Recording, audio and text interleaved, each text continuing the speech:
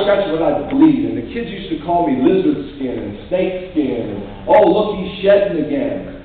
And this is the stuff that I used to hear when I was a kid growing up. And I'd laugh, oh, yeah, that's awesome, man. I love being called snake skin. I love it, I love it. So when a bully knows that they can't affect you, they'll let you alone. Okay? They'll let you alone.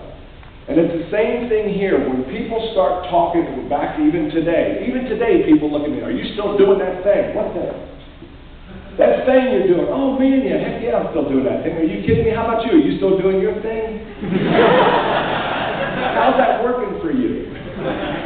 And I'm not afraid to give it back, and you shouldn't be either.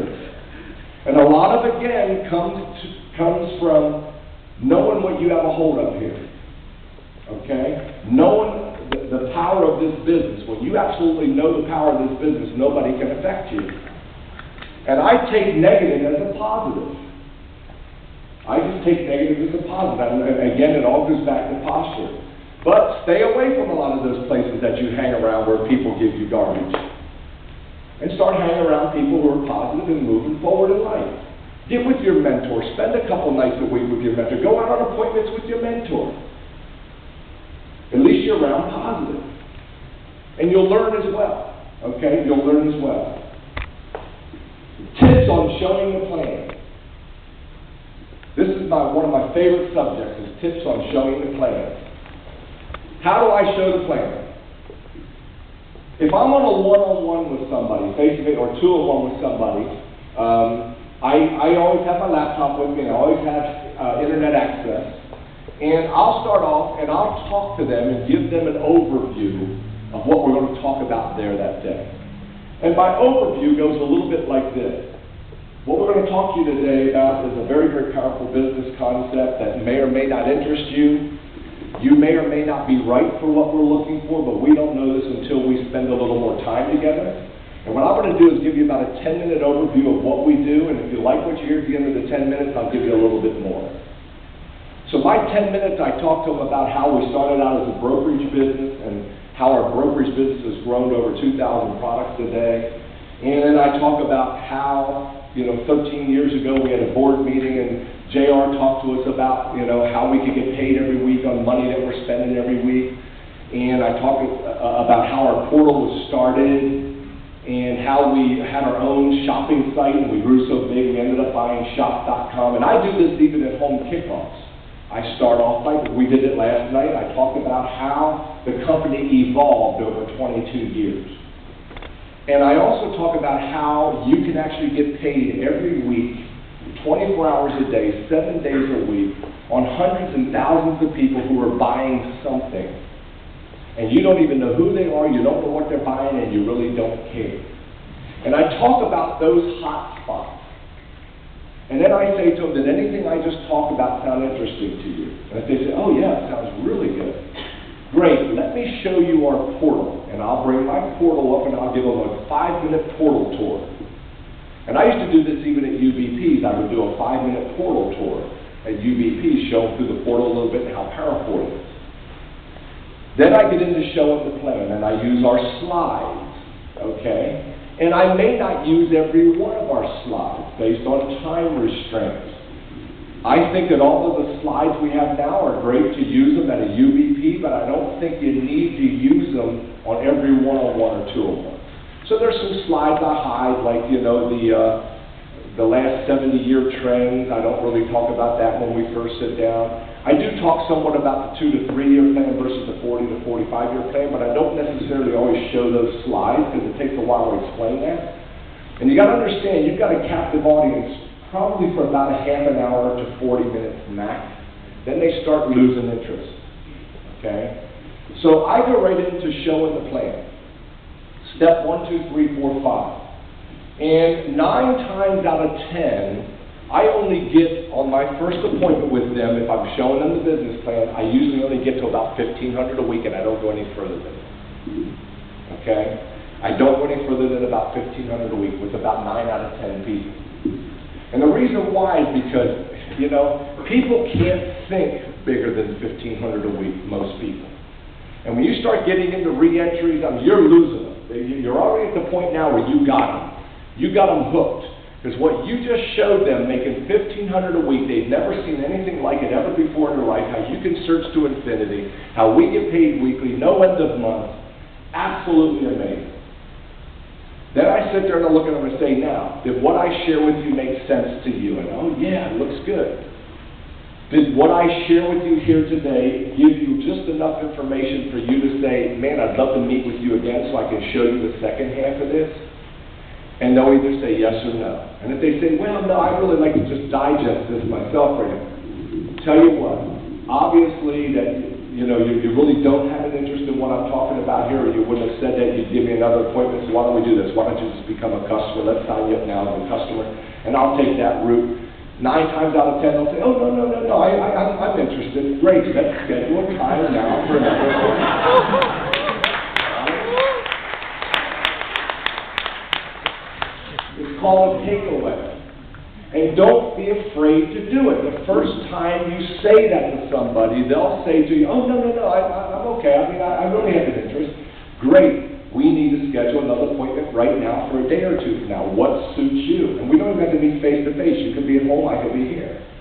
And then I go into telling them, don't talk to anybody, and I explain to them why, because I don't want them to win a witness protection program. I even say that to them. Please don't talk to anybody until we can talk again. And then the second time I get with them on the phone, or in front of them again, I'll go back through step 1 through 5, just an overview, okay? And they usually have a question or two, and I answer it. Then I show them the last 3 slides, which shows the $600 bonus, the re-entry, and how I can place orders down, and that's everything. And after that second appointment, immediately I say, okay, we need to schedule time now to get you started. I don't ask if they're interested. I say we need to schedule a time right now to get you started, because you're thinking of people right now. We can start making some calls, and it very well may be when I'm sitting with them face-to-face, I'll make a couple calls with them while I'm sitting there right there. And that's the way to maximize your time. Okay? Even now, when I show the plan long distance, I use Join Me. I tell them 5 minutes before our call is like 7 o'clock at night. I give them my conference line. I have a conference line that I can get 10 people on. And I say, I will email you my conference line phone number and a link for you to click on so you can see my screen. And Join Me is amazing. Anybody here use Join Me? You need to use join.me. Not www, it's just join.me. Download it to your laptop or whatever, and a little icon will show up. And when you click on that icon, a window pops open, and it gives you like a 9-digit number. And all you do is click on it, and another window pops up that says, share this number, share the contact. You click on that, and it automatically copies that number for you. And when you send a link to your prospect, it's that 9-digit number.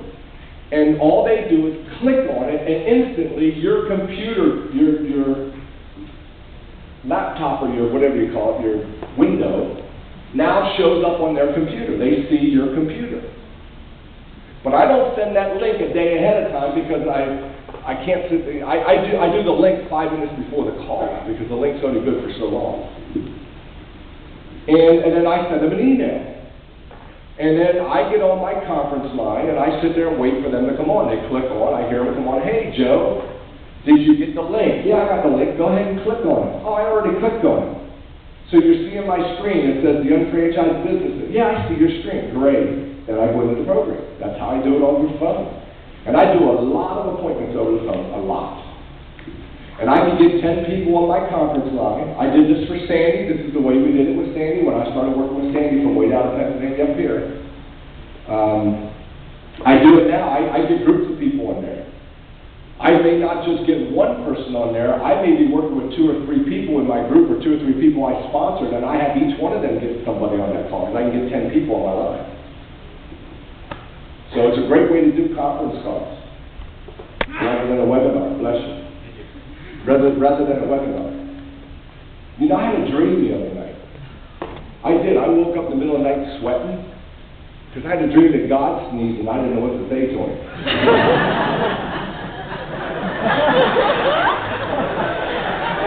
Some of you will catch that one on the way home. But join.me is amazing. And if you don't know how to use it, get with somebody that does, and they'll show you. I'm serious, it's so simple. It's a click, click, click, and you're done. It's amazing. It took somebody showing me like 3 or 4 times. So if I could do it, any of y'all in here could do it. I just learned how to send email like a week ago. Let's see here. How to keep motivated. I think I talked a bunch about that already, but how to keep motivated. Here's a big one. How many people here want a new car? Who wants a new car? What do you want? I have no idea. You have no idea. Just one that drives, huh? There's a couple of them back there. They don't have motors or anything, but they're little toy cars back there. Who else? Give me a car. What do you want? What do you want? Audi S4. A what? Audi S4. Audi S4. What do you want? A Mercedes-Benz. What kind? There's one of those back there, too. No motor, no nothing in it. What do you want? Infiniti G37.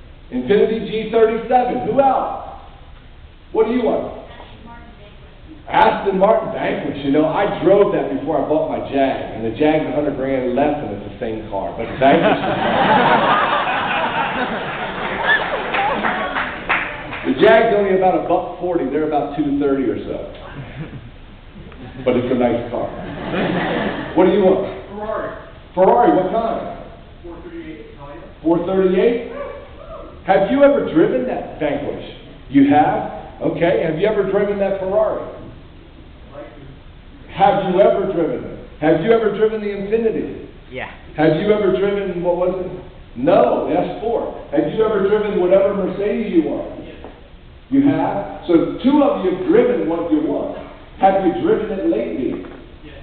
Have you driven it lately? Have you driven it more than once? Yes. And let me tell you something. This is why he is untouchable. This is why he is so motivated. Am I right? Because he does it all the time.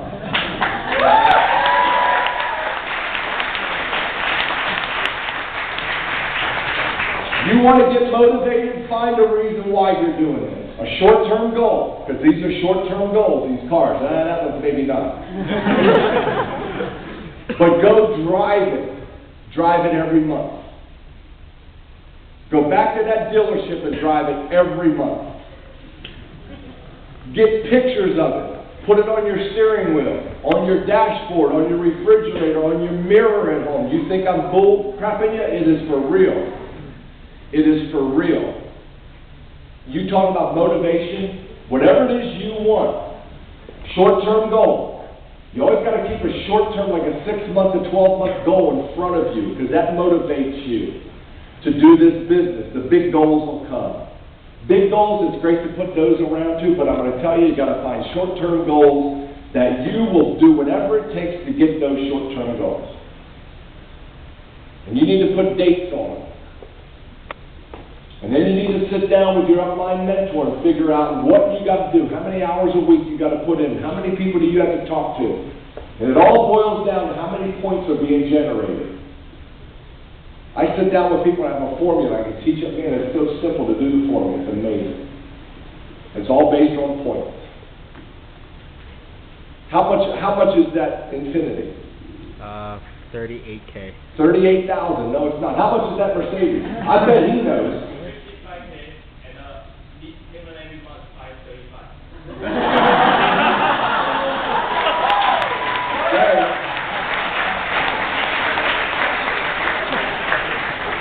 He's close.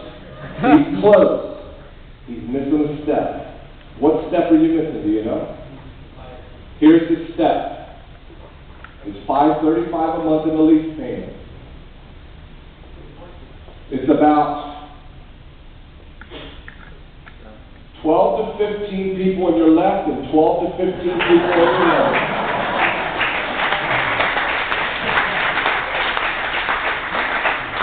All using about 100 points a month and all selling about 200 to 300 points a month to at least 10 different customers. And I want to tell you, that is nothing. 15 people on the left, 15 people on the right, doing about 400 BDs a month each. Do the math. That's not even that. It's about 10 people on the left and about 10 people on the right doing about 400 BDs a month. It's about 8 people on the left and 8 people on the right. You only want to be at 24 and 24 each month to make that payment. That's $600, isn't it? 2 checks a month, that's isn't that car? And then every other month you got an extra $300 in your pocket to put gas in it. Or to pay for the insurance. You know, you did almost all of your homework, as many of you do. You know your car's $36,000. It's not. The lease payment on it's probably, if you lease it, it's probably about $390 maybe? Say $400. Again, it's about 6 or 7 people on the left, 6 or 7 people on the right, all with 8 or 10 good customers. You got that car. Are you kidding me? You just never sat down to figure out what it took to get what it is that you're looking for. Short-term goals. My short-term goal when I first got into real estate, I always have been a goal setter. Always have been a goal setter. And I knew that from sports because we had to set goals in sports. I played sports since I was a little kid. And we always had to set goals, so I was always a goal setter.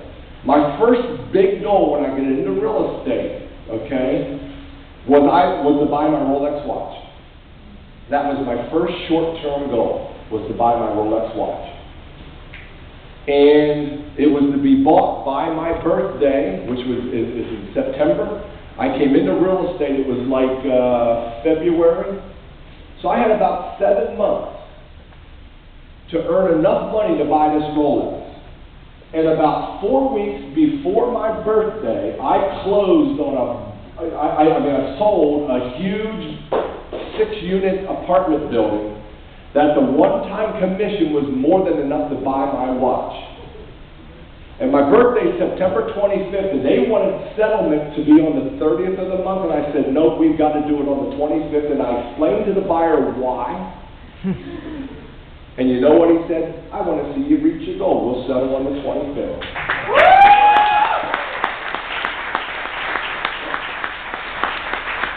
Because I was a young kid with a big dream and a big goal, and he was a successful businessman that said, I love to see guys like you succeed. But I sat down and I figured out what I had to do to get it done. And you need to do the same with your goals here, to get yourself motivated. You all remember the story. I don't know, there's probably a lot of new people here. I tell the story about when I first met my wife. I was homeless, living in the streets in the middle of winter, had nothing. I lost everything I owned except for my old car. I had a 1974 Audi Fox, 2-tone brown and rust. Okay? Floorboards were all rusted through, it barely ran, cracks all in the dashboard. And I had a picture of a Rolex watch on the steering wheel and a Rolls Royce on the dashboard. And I remember picking my wife up for the first time for a date. It was January 1st. And we were going to go to the movies. And I had like $10 in my pocket. Movies back then were $4 a piece. And I said, I'll pick you up. And I went to pick her up, and she looked at my car and said, no, I think we'll take my car. She had just graduated college, got a new car. And she said, what are those pictures for? And I said, they do 2 things. Number 1, they motivate me. Motivate me every day. Because I know if I'm as low as I'll ever be able to go in my life, I'm homeless, I lost everything I own, I don't even have a place to lay my head, I don't know where my next meal's coming from, and I don't even know where the $10 came from to take you to the movies, but we're going. And I said, I know I'm being challenged right now. I'm being challenged to see if I'm worthy of greatness. Because if I can't handle the negatives, if I can't handle adversity, how am I ever going to handle greatness? And I knew I was this way. So the first thing those pictures did was motivated me. The second thing they did was they hid the cracks on my dashboard. But I knew I was as low as I could go. The only place I could go was up. So why not dream big? And then you want want to get motivated, you got to find out, why are you here today? And it may be you don't want to go to work anymore. You need to write that down and put it on a piece of paper and post it in places you can read it every single day to motivate you. Tell your sponsor what motivates you. And if you've got a good sponsor, they'll kick you in the butt every time they see you. They'll motivate you. Just tell your sponsor what your motivation is. See, I know what yours is now. Every time I come up here, I know it's just Mercedes. I'll be on you, man. You better be driving it the next time I come up here. What? I'm coming back up here. Oh, Dick, listen. Second week of January, I'm doing a local seminar here.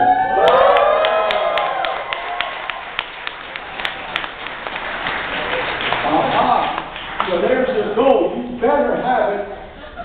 Andrew, you better pick me up in it.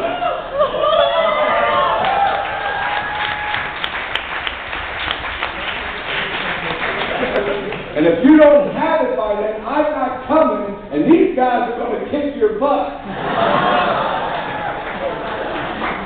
So you better have it. All right, I'm serious now. Because I watch you all the time. I'm on you.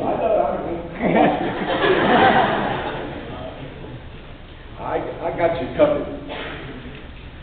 Chief, you can't settle for C class. No. I want to know, what is the Mercedes? What model is it?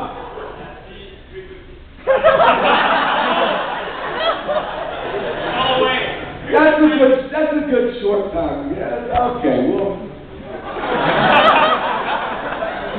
I'm just anxious to see if you get it. You better get it.